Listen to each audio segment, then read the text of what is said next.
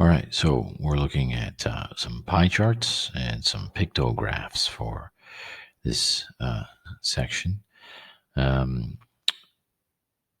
So it's convenient to use a circle graph or a pie chart oftentimes to represent categorized data. And oftentimes this data is discrete. So what we'll do is we'll create a circle graph or pie chart that someone could easily use to see how people in this room use their computer time. So again, I'm in a room all by myself, so I'll just make up some data, okay? So based on, surveys from the past, it was like Facebook, although people don't use that too much anymore, work, movies, games, school, right? Let's just say those are, some of your main categories that people would respond in. And let's say that, maybe 3 people, maybe 5 people used work, 2 movies, a couple of games, and maybe 5 for school as well. Okay, so this is what we would have. Would be your raw data here. Okay, and what we're going to look at is now, we got, let's first figure out what's our total here. So we got 5, 13, 8, 9, 10, 11, 12, 30, 40, 50, 17 people we responded to this survey for a total of 17. And now what you would do is you could kind of make a circle. All right. Here, it's not that best, not the greatest circle, but it's a little better. And you would, somehow kind of figure out what 3 of 17 is for a full circle. And rather than guessing, what you can do is do 3 over 17 should equal some proportion of 360. Okay. And so when you go ahead and do that, you can calculate that in the calculator here. So I'm going to do, it's going to be 3 times 360 over 17, and that's X. And this is basically the angle measure that these 3 Facebook people should consume in the circle, right? So I'm going to go 3 times 360 divided by 17. We're getting about 64 degrees, around 64 degrees, okay? And, you might say, well, what's 64 degrees? Remember, an equilateral triangle is 60 degrees. So it's just a few degrees more than that. And so you can kind of, in a way, imagine the Facebook would be something like along those lines there. All right. So that's Facebook. Work would be, 5 over 17 equals X over 360. And so it will be 5 times 360 over 17 is X. And so this would be the people who work, right? Instead of Facebook, all right? And that's about 106 degrees, 106. So 106 degrees, well, is 90 degrees, plus, maybe 10 degrees more. So considering that this is where we're starting from, 90 degrees would be something like that. Actually, that looks like it'd be 106 degrees almost, maybe a little bit more. These don't have to be exact. I just, make sure you have the proportions more or less figured out, right? So this would be, Facebook. This would be work, and then 2 instead of the 5 would be 40, about 42 degrees, which would be, here, this would be 90, and then 45 would be this. And so 42 would be maybe something along those lines. And then another 42. Oops. I erased it. And then another 42, because this would be movies. This would be games. And then school would be left over, right? For the thing there. Maybe my Facebook needs to be a little bit bigger. Actually, maybe my work needs to be a little bit bigger. There we go. Oh, I lost my circle. This is going to be tough. Oh, got it. Okay. Facebook, it goes here, and school. So notice school and work are the same. We got Facebook. There you go. There's your pie chart. All right. Now, it would be, you want to put a little name or something. So you do something like, computer usage.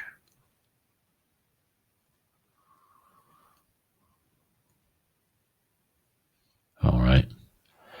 And there's your nice little pie chart. A pictograph.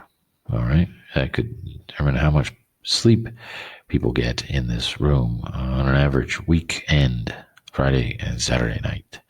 This one's always a fun one to ask with high school students. Sometimes some students claim that they get either an enormous amount of sleep or practically none. It's kind of a fun question. So for this one, it might be a good idea to put it into categories here. Okay, so let's do, I don't know, maybe from 4 to 6, 6 to 8, 8 to 10, 10 to 12 hours of sleep, and 12 to 14. Okay. Friday night or Saturday night.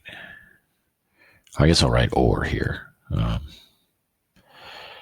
Or Saturday night, Friday or a Saturday night, So basically, let's say we've got maybe,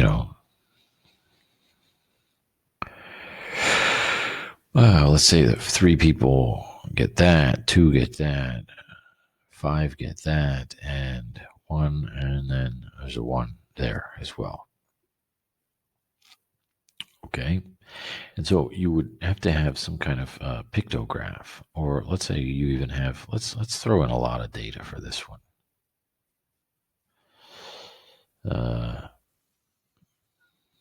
Something like that.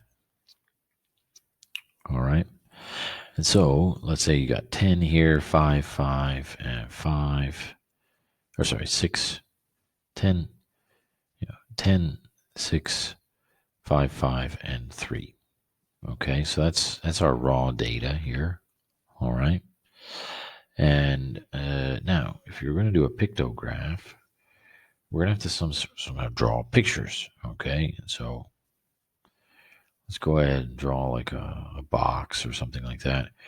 We're going to go, 4 to 6 hours, 6 to 8, 8 to 10, 10 to 12, and 12 to 14. And now, basically, what you want to do is draw, something here that represents sleep, hours of sleep. And so what I'm going to do is draw a sheep. There it is, a little sheep. Okay. And I'm going to draw another one. It's a little sheep there as well. Okay, a fluffy little sheep represents hours of sleep. Okay, and maybe I'll draw another one. Oh, there we go. And there's one more. Doot, doot, doot, doot. Okay. And then what I'm going to do over here is I'm going to write one sheep.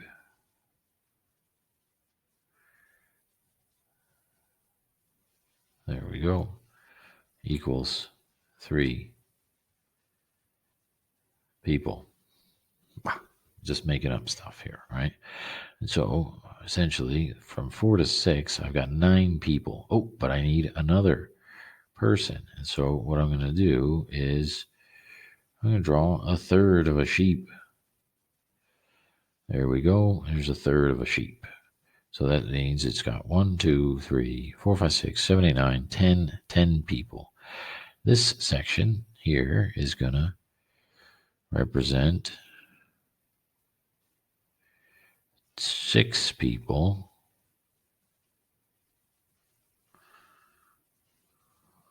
Okay. Oh, we got 5-legged sheep going. Must be some sort of mutation. Whatever. I don't want to risk erasing because I'll erase my entire sheep. Okay, so now you can see that this is a 10-person section and this is a 6-person section, right? And then over here, looks like I don't have enough room here. Boom.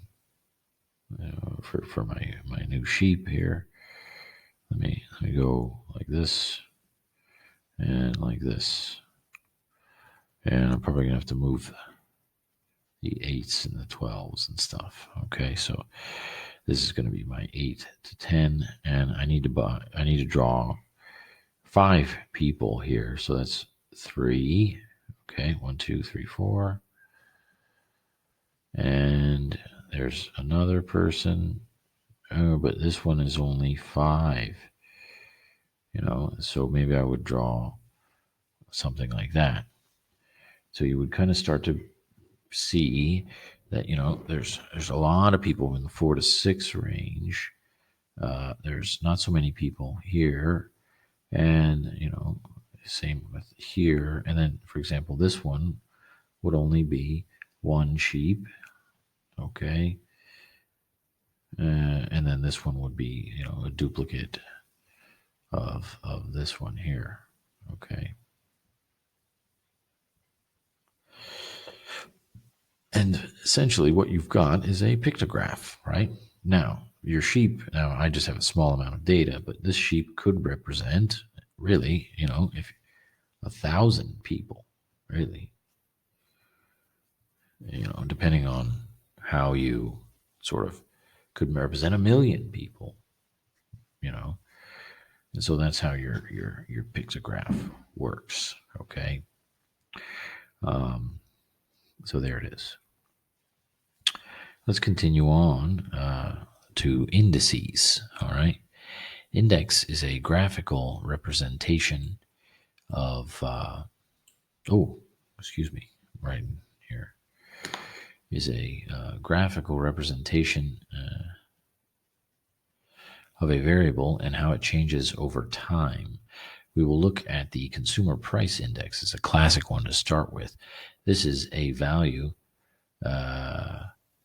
This is a value that consists of the total for a basket of goods that an average consumer might buy per month. The total cost here. I'm going to go ahead and fix this. This is a value that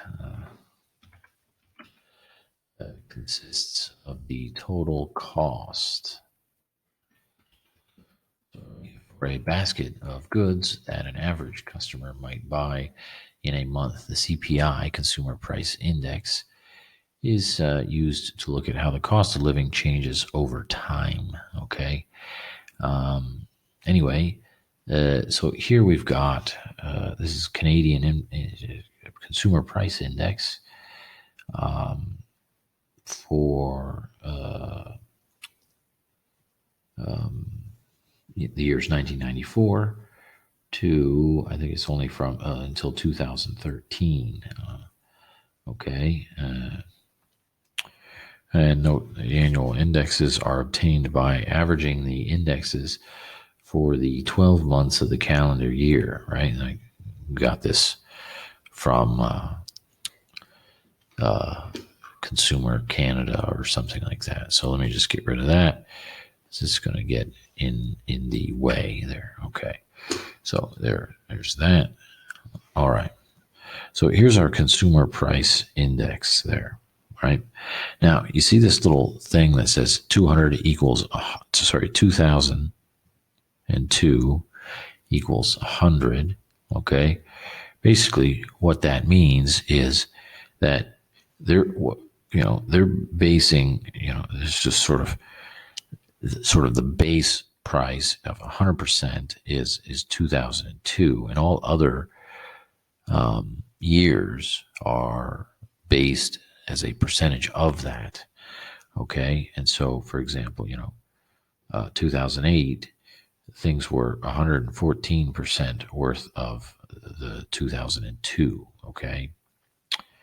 Right there. All right. And so basically what we're looking at is here's just a jumble of numbers here. Okay. But what we want to do is present it in a nice organized chart. You guys have seen these, I'm sure. And so what we're going to do is we're going to put our lowest value is around 85 right here. Okay. And our highest value, right? I might actually need more space. Let me do a little bit more space here. I wonder if I can do grid lines. Oh, look at that. I got some grid lines on here. I don't know if you guys can see them. So this is going to help out. I'm going to do, let's go,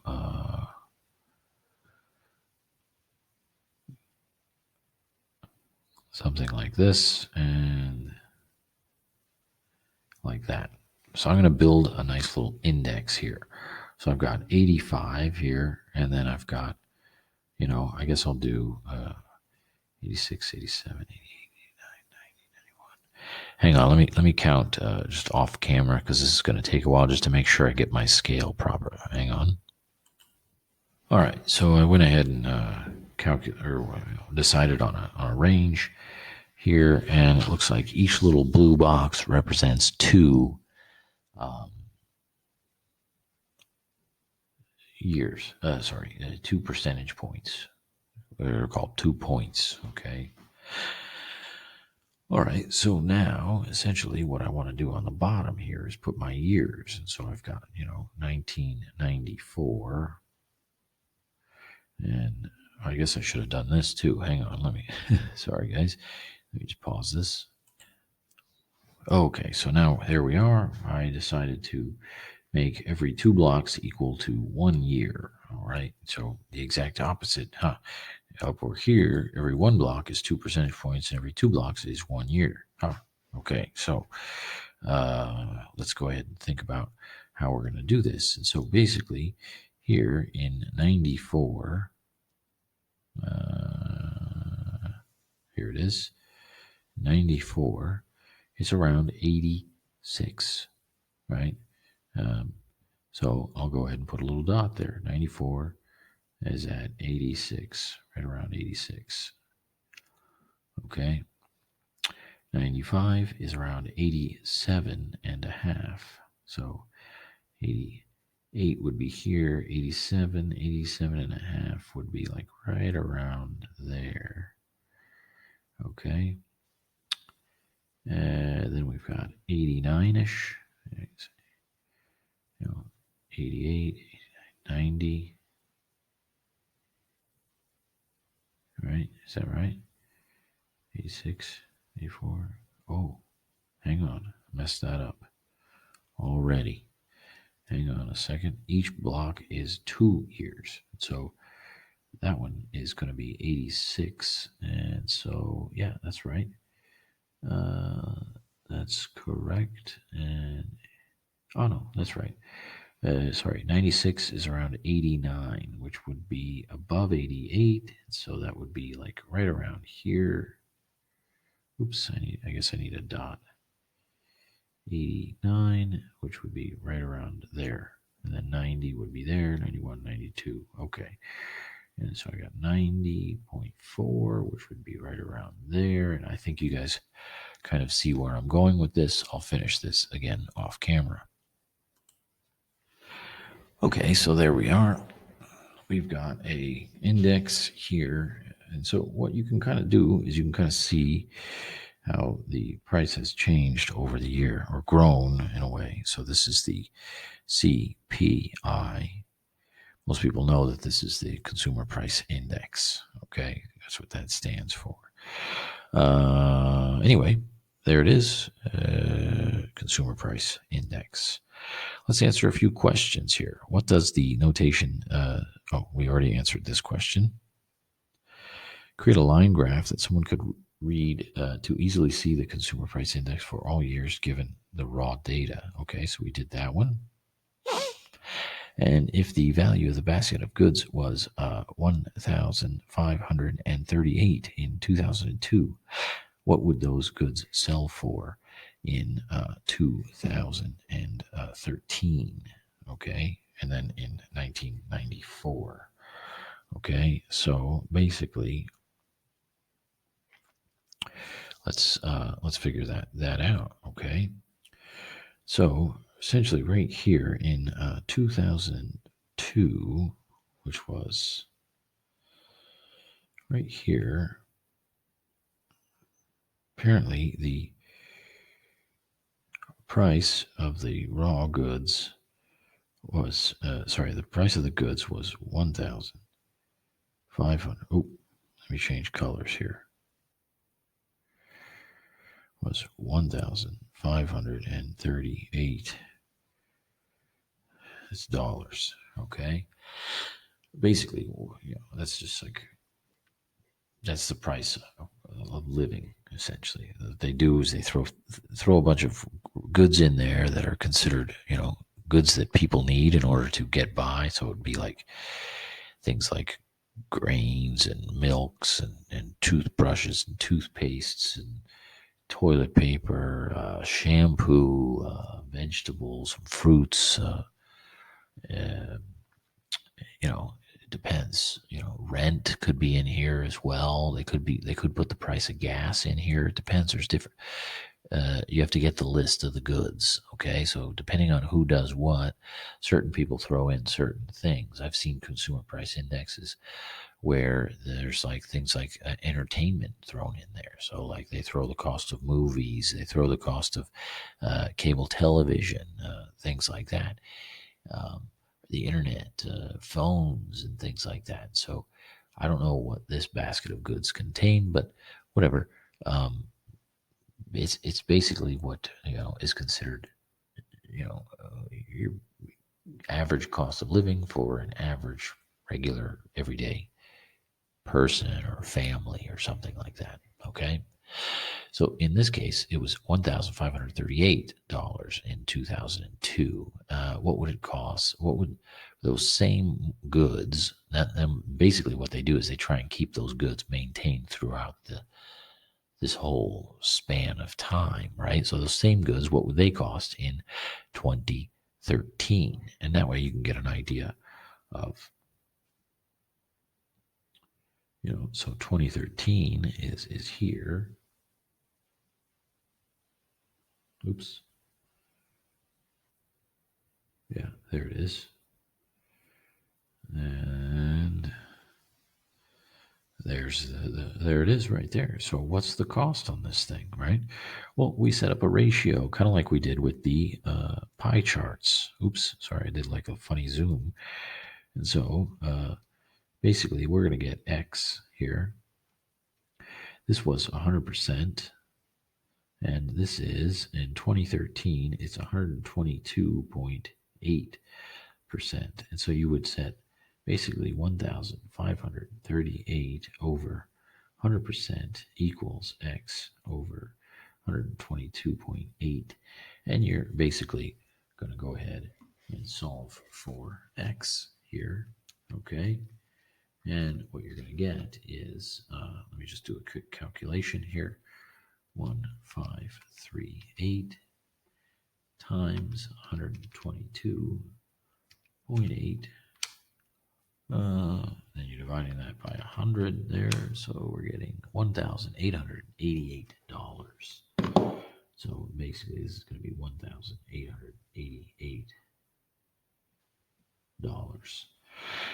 So what you're able to do is keep track of sort of the change in the cost of living. So over that 13-year period, your cost of living would have increased by that around $300 for the same amount of goods, or a 22% increase. Okay. And then for 1994, which would be the other way around, we would basically do that would be this guy down here and here, and so we would have this would be 85.7%.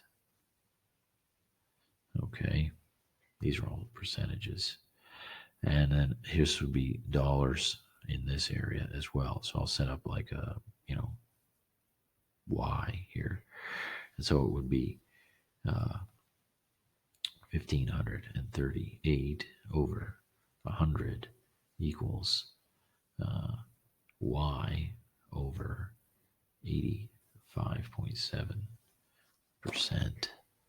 Okay, and so you would calculate this through, and so you're going to get what is that? 1.5. Sorry, 15.38 times 85.7. Hopefully I pressed the right. It's dark in here, so let's go with we're going with 1,318. So this is 1,318, and this would be dollars here. Okay, and there you go. So it allows you to kind of keep track of the change in price. All right. So, for the test, make sure you can build and or read these charts. Okay. Tomorrow we'll talk about sampling.